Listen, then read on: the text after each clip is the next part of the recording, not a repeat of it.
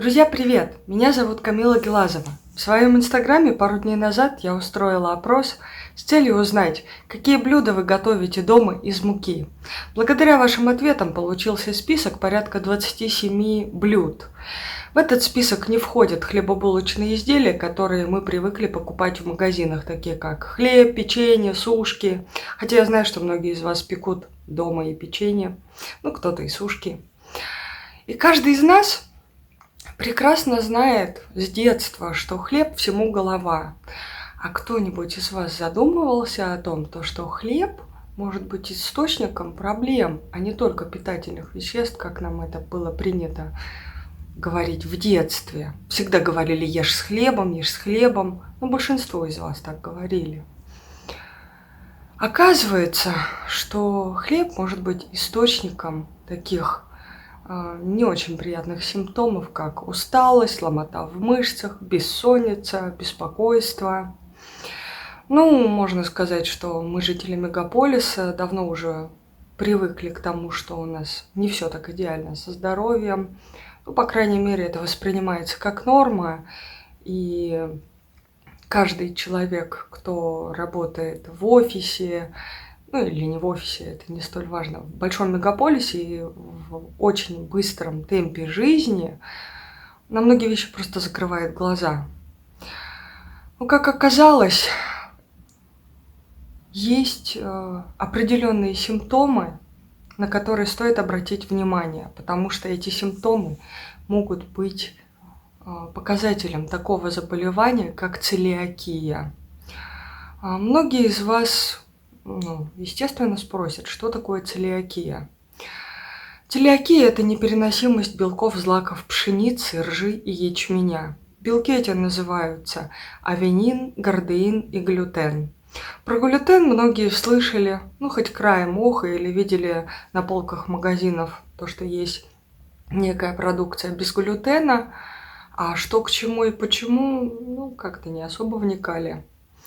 Давайте немножко расскажу.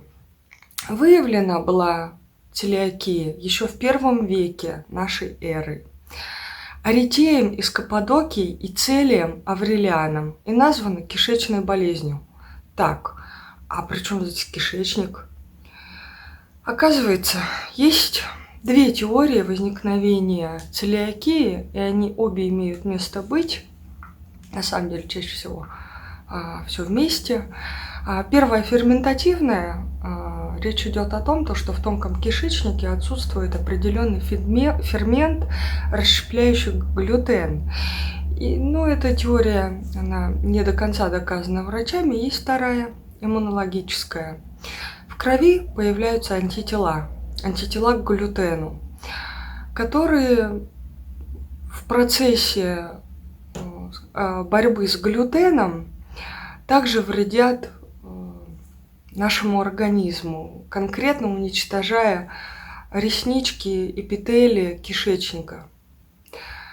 Каждый из нас помнит из курса биологии, что кишечник отвечает за всасываемость полезных элементов, витаминов, и там есть какие-то ворсинки, плюс-минус. Да, действительно, эти ворсинки играют очень большую роль, потому что поврежденные ворсинки не способны впитать все эти полезные вещества. И получается так, что организм голодает, и это голодание приносит очень большой стресс всему организму. А иммунная система, борясь с глютеном, работает, что называется, на все деньги.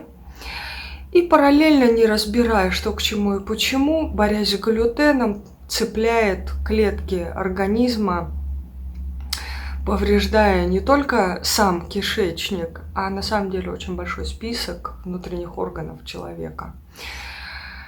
И этот ряд заболеваний на самом деле очень большой. К сожалению, в России этот вопрос очень мало освещен, потому что, честно говоря, не знаю, почему врачи к этому до сих пор не пришли, но очень много есть заболеваний, которые врачи пытаются лечить в самостоятельном варианте, а когда задаешь им вопросы, откуда это, они разводят руками и просто не могут ответить на этот вопрос.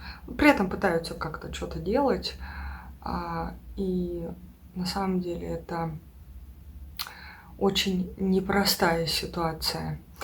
Так, собственно говоря, о каких симптомах я говорю? Я сейчас подготовила себе целый списочек и хочу вам его зачитать. Хочу еще отметить такой момент, что люди с явными признаками целиакии, со стандартными признаками целиакии, это всего лишь 12,5% из всех реально болеющих целиакией, потому что 87,5% людей могут просто не подозревать, что это она, соответственно, не обращаться к врачу, не жаловаться на это, на все. И еще вариант есть латентный, то есть симптомы воспринимаются как норма и всякое такое. Так какие это симптомы? Железодефицитная анемия неизвестного генеза. То есть это когда падает гемоглобин, и врачи не могут понять, в чем дело. Артрит суставов. Ну, тут и так все понятно. Депрессия, беспокойство. Очень часто это приписывают к ритму городского жителя. Тоже большой вопрос. Ранний остеопороз, бесплодие и выкидыши. Непереносимость лактозы, недостаток витаминов и минералов, заболевания щитовидной железы, которые чаще всего приводят к ее удалению, рассеянный склероз, панкреатическая недостаточность, лимфомы кишечника и другие злокачественные новообразования и заболевания желудочно-кишечного тракта, нарушение функции желчного пузыря, неврологические проявления, включая атаксию, эпилептические припадки, мигрень и невропатию. Какие же симптомы бывают еще? Боль в костях, суставах, артрит, это я уже говорила, ну ладно. Ну и основные моменты — это вздутие живота, то есть вроде как бы человек не обладает лишним весом, а может быть и даже присутствует, но такое ощущение, что живот, пузо торчит. А на самом деле это просто вздутие кишечника. Хорошо сказала, просто вздутие. У кого-то проявляется, диареей, у кого-то запором, у кого-то рвотой.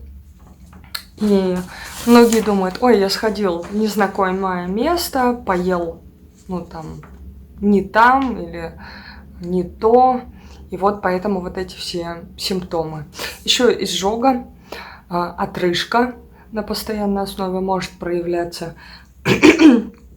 И да, хочу сказать, что эти все симптомы могут быть отдельно, независимо от того, есть у вас реакция на глютен или нет. Я не врач. Я вам хочу рассказать именно про свой личный опыт. Именно про свой личный опыт я расскажу вам в следующем видео. Если кому-то интересна эта тема дальше, больше, могу скинуть в личку ссылки, откуда эту всю информацию я взяла. Но имейте в виду, что большинство информации на английском языке, если вы его не знаете, просто можно использовать Google Translate, но не факт, что он все корректно переведет. И в российских источниках действительно очень мало информации об этом, что касается не самой как таковой целиакии, а именно того момента, что многие заболевания не являются самостоятельными заболеваниями, а являются симптомами целиакии. Что делать? Первый пункт. Можно пойти сдать анализы на целиакию. Они стоят недешево, но дело касается здоровья, и поэтому, я думаю, можно найти финансовые возможности озадачиться этими вопросами и сдать анализы. Если у вас нет аллергии и целиакии, но при этом вы что-то обнаружили у себя из того, что я перечислила, можно лечить это все немножко иначе. А если да, что может спасти?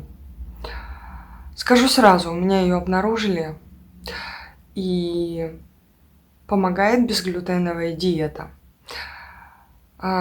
Что это такое, и как с этим жить, как на нее перейти, и все тонкости я буду рассказывать в последующих видео. И что еще хочу сказать? Надеюсь, это видео было для вас полезным, и искренне желаю, чтобы у вас было со здоровьем все замечательно и хорошо. Да-да, еще раз, за подробной информацией можно обратиться ко мне в личку, ссылки все дам. Спасибо за внимание. В следующем видео расскажу более детально про себя.